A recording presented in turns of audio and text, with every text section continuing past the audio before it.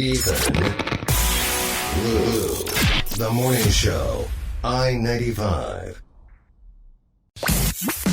You missed them. We missed them. They are missed headlines with Ethan, Lou, and Large Dave on I-95. Story one. You can't make this stuff up. I love this story. A cop in Idaho had to rescue a woman who squeezed herself into a high chair at an In-N-Out in Boise and couldn't get out. Her friends filmed it while laughing hysterically at her, and people in the restaurant cheered when they pulled her out. So, wait a second. Yeah. She got in a high chair and couldn't get out at an In-N-Out. Right. Oh, right, sir. So let's see. Yeah.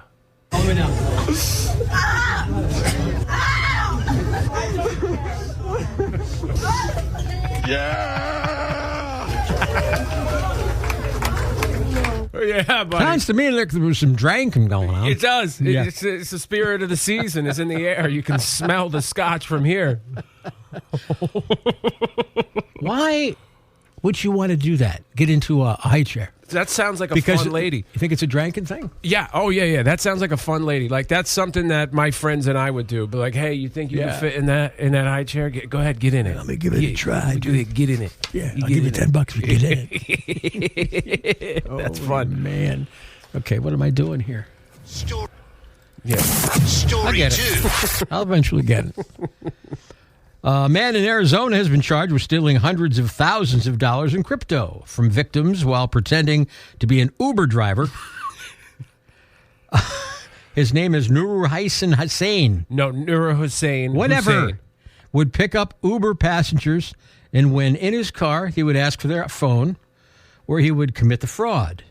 Here's some of his initial appearance in court. All right. He made threats to at least one of the victims that they needed to chill or something bad would happen. And the victim believed that he was armed with a gun, although he did not see a weapon at that time. If Mr. Hussein is able to post bond, we'd ask for electronic monitoring. And I'd also ask for no use of the internet, given that this was an extremely sophisticated electronic fraud. Whatever, lady. Look, who on planet Earth gives their phone to a stranger when they ask?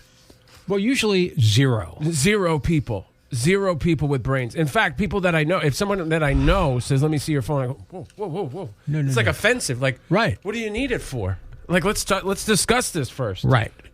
Even if it's a friend of yours, it's like, whoa. What are you asking for my phone for? You better be you better be bleeding and you lost your phone. Right. I got to call my wife. I've been stabbed. Okay, you can There's use my got to be phone. at least blood involved. That should be bottom. Correct. Yeah, you must be stabbed. Yes. Okay, good. Story 3. Okay, let's go to a strip club. A strip club DJ in Oregon is being treated in the hospital after one of the dancers randomly stabbed him multiple times in the back. Now this guy can use my phone. This is DJ Duncan Allen talking about what happened along with the club owner, Johnny Diablo Zucle. Oh, great. Yeah, the strip club owner's middle name is the Devil. Yeah. I was basically on my computer getting some songs ready. And next thing I know, it felt like a 500-pound man punched me in the back basically as hard as humanly possible. So I turned around expecting there to be like a huge dude like about to fight me and hit me. And it was her. And she was standing there holding the knife. I still didn't know I was stabbed at that point. But then I took a breath in and I realized that my left lung had collapsed. I think she intended to kill someone, and it just happened to be Duncan. When she was in the dressing room, for about 10 minutes, she seemed like she was possessed by a demon. You ever been stabbed by a stripper? Almost once. Yeah. Sounds like she really wasn't happy with her whole journey in life. Employment, yeah. Her life's journey. And she just snapped. That's a great story. I wish I had that one in my book. Stabbed by a stripper. It could still happen. Yeah, there's plenty of Knowing time. you. A lot of potential. Yeah. A lot of opportunity. The horizons are wide open, Ethan.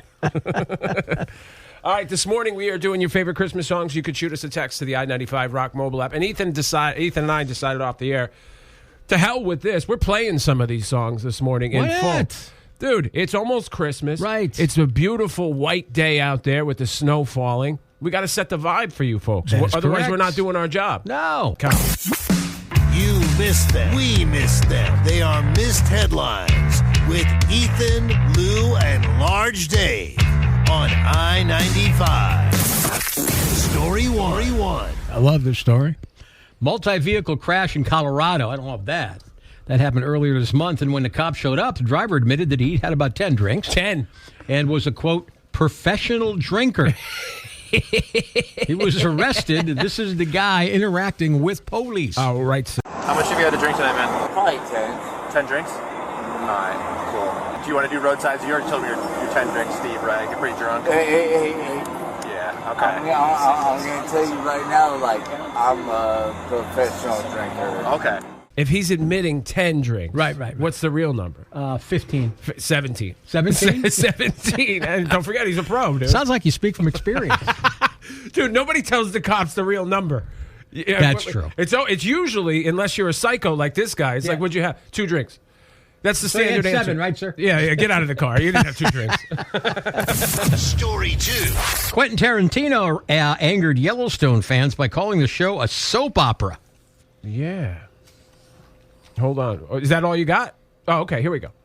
Yellowstone. I didn't really get around to watching Yellowstone the first 3 years or so. And then I watched like the first season and I go, wow, this is great. I've always been a big Kevin Costner fan. But at the end of the day, it's all just a soap opera.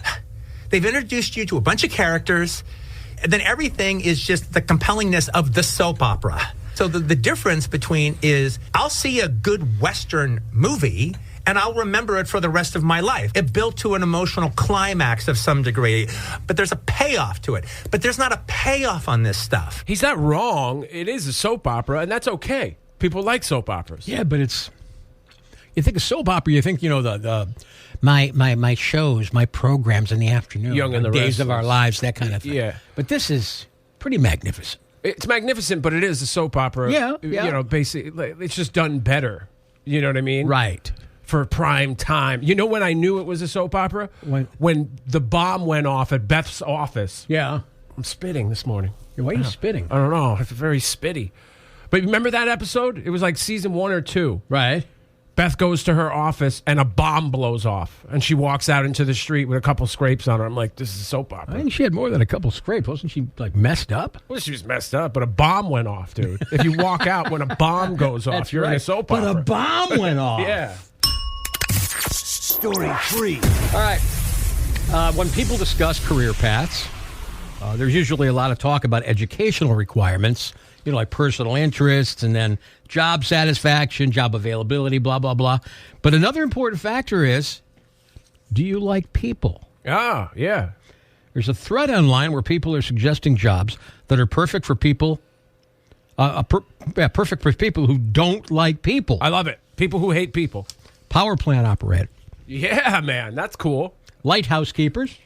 Dude, I always wanted to do that. Yeah? Yeah. I hate people, and then I Right. like to see, and I like lights. So I could see me, growing a big white beard and living in a lighthouse all by myself, just Right. living the dream. Put on like 30, 40 pounds. 70. Night shift security guard at a museum. Yeah, that's cool. How about a baker? No. You have to get up really early, though. Yeah, we already do that, but I don't want to bake things. Okay. Welder. Okay. Most welders hate people. I like the helmet. That's cool. The welder's helmet? Yeah, the thing you is the visor that comes look down. like a Star Wars Yeah. character. How about a handcrafted soap maker? What? Yeah, that's cool. I could dig that. Is Candle Maker on there? Because that's sort of in the same vein.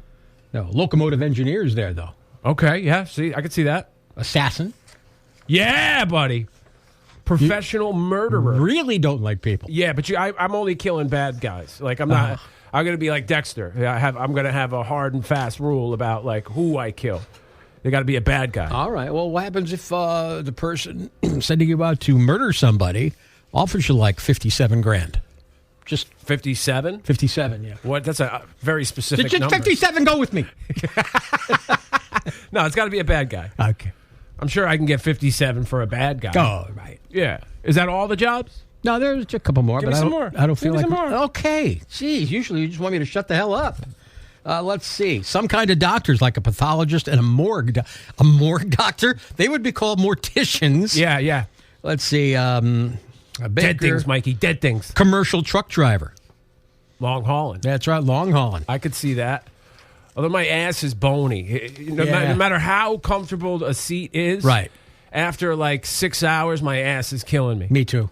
Yeah? Neither one of us have an ass. Bony ass. Right. Syndrome. How about some areas of horticulture, like plant production and being an arborist? I have to know what horticulture is first. You know, thankfully you just followed it up with plant stuff. Now I know maybe it has something to do with plants. How about after-hours commercial cleaner? Yeah, I could do that. Right.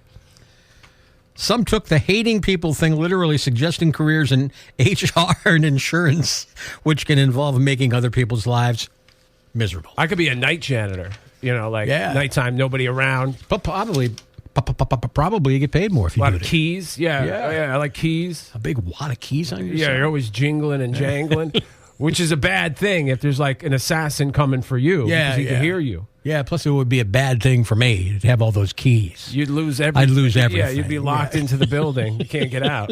Coming up on the show, we are taking, what are your favorite Christmas songs or some weird ones? You could shoot us a text. We've had some great options, great suggestions this morning. And then we're going to actually play some of these full songs. Believe it or not. Yeah. Snow is falling. Christmas is coming. We want to get you in the vibe. Watch, it's going to be 63 on Christmas Day. Probably. What is it going to be tomorrow? What did you say, 57? Tomorrow? Actually, yeah. It's going to be 57 tomorrow, sunny. That's what's beautiful. Snow comes down, snow melts. No, I don't want it hanging around. I just want one day of snow. Right. All right, good. That's enough about this. You missed them. We missed them. They are missed headlines with Ethan, Lou, and Large Dave on I-95. Story one. So the TSA in Denver recently stopped a 91-year-old woman with a cane.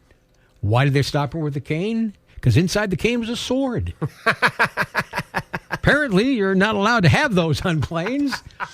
This is Lori Dankers with the TSA talking Lori Dankers talking about the incident. All right. Looks like a cane. It was brought by a 91-year-old woman on Saturday. And when it was placed through the x-ray, because we do x-ray every piece of personal property people are traveling with, here's what they found. This is called a cane sword.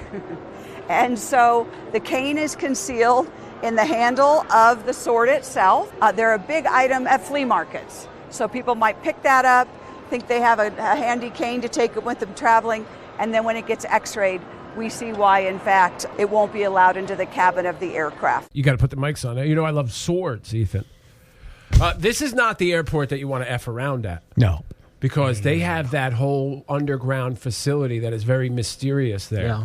You know, I think construction on that airport went over budget by like $50 million and something like that, something crazy. And the construction lasted like 2 years longer than it was supposed to. And there's all these rumors and mystery surrounding what's underneath, what's under the ground. And they have these bizarre paintings all over the wall. Bizarre, define bizarre. Armageddon style, like post-apocalyptic art.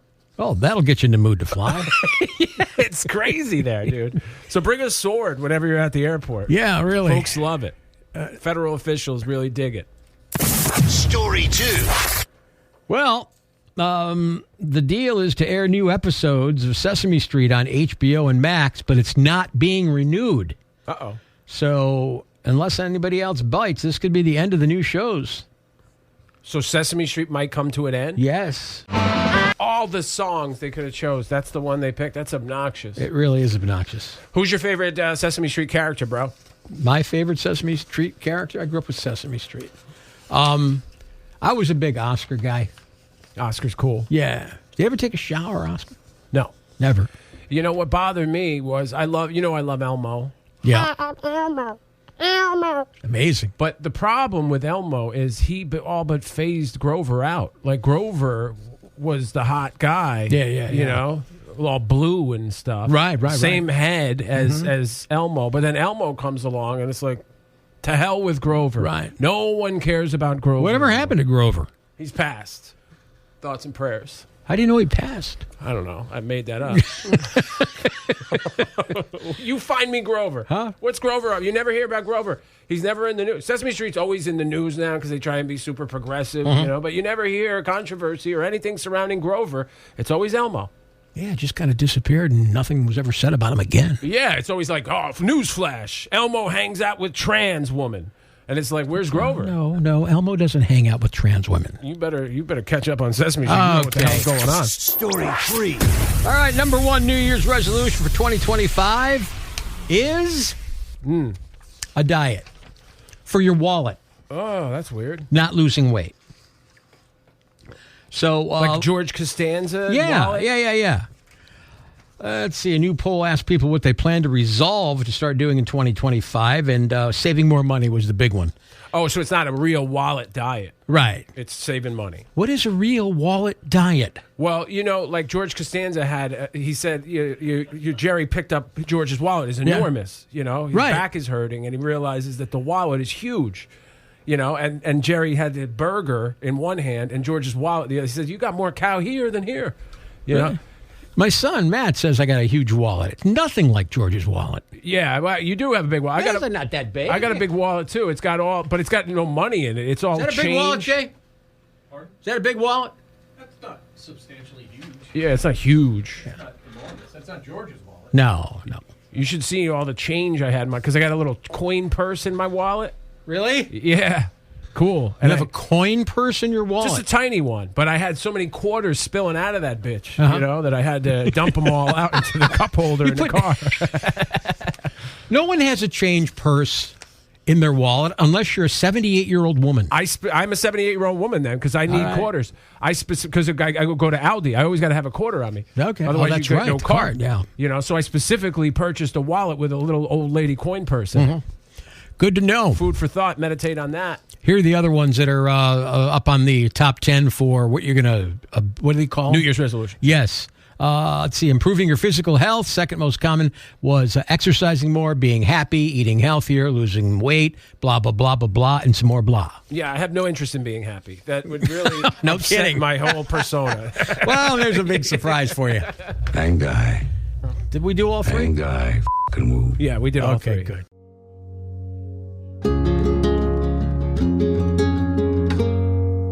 Dave, the Brotherhood of Rock Tour kicks off May 28th in Greenville, South Carolina. But this tour is coming to our local area. July 15th, 2025, Bridgeport, Connecticut, Hartford Healthcare Amphitheater. August 12th, they're going to be up at SPAC in New York. Combined, they've sold over 300 million albums worldwide. Now, the Brotherhood of Rock might not exactly mean anything to you right now, but listen to this lineup. Tommy Shaw of Styx, Kevin Cronin, formerly of REO Speedwagon, and Don Felder, formerly of the Eagles. Those are the members of the Brotherhood, and those boys are all joining us on the I-95 Morning Show right now. Hey, guys. Good morning.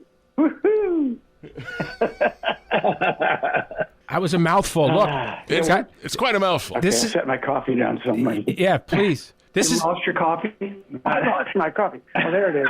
Okay. This is an exciting project. How did the Brotherhood of Rock come together, and what can we expect when you hit the road? What music are you guys going to play? Oh, it's mostly polkas, I think. Yeah, we're playing music. We're going to hear everything, Styx, REO, and Eagles stuff? Yeah, of course. Yeah, absolutely. Yeah.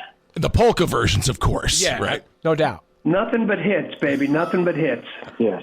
Yeah, I wish we could do an all-day concert. We'd still have leftover material. The level of talent you guys bring combined to the stage is incredible, fellas. Yeah. Well, that's the idea. We toured together a few. When was that? Like 2018 or something? 2019. We did it, and it was a blast. I just remember as the tour went on, Tommy would show up with his banjo and play in Don's set, and then our guitar player Dave would come out and play the Walsh parts on Hotel California, and those are the kind of things that make tours special when the artists are all friends and there's a mutual respect for the songs, and we start kind of sneaking out during each other's sets and throwing some of our own flavor in, and so this tour is going to be. I'm really looking forward to it, man. It's going to be great. a lot of laughs. And I have to thank Don for introducing me as a banjo player for the first time. And Take It Easy. Are you still playing banjo? Oh, yeah. I wrote a song. And then, but the funny thing about, I don't know if I told you about this, when I agreed to play banjo and Take It Easy, or no, I think maybe I convinced you to let me play, because it's amazing how hard it is to find a place to go practice a banjo without people, when you don't know how to do, when you're learning how to do it. So I found the place I finally found that was the very back end of one of the semi trailers, where it was packed up to the loading dock, but all the way to the very end. It probably amplified it, but I have you to thank for that. We're talking to Tommy Shaw of Styx, Kevin Cronin of REO Speedwagon, and Don Felder, formerly of the Eagles. It's so much fun to have you come out and sit in and play banjo. Dave come out and play electric guitar with us. It just between the catalog of these three acts, of the Eagles catalog, the REO catalog, and the Styx catalog, there is nothing but hits going on this show, and a lot of fun and brotherhood on stage. Yeah, that's true. I mean, it lives up to its name, already. And the name Brotherhood of Rock came organically because of the fact that years and years ago, Tommy and I I think we had dressing rooms that were next to each other at a VH1, like a game show or something.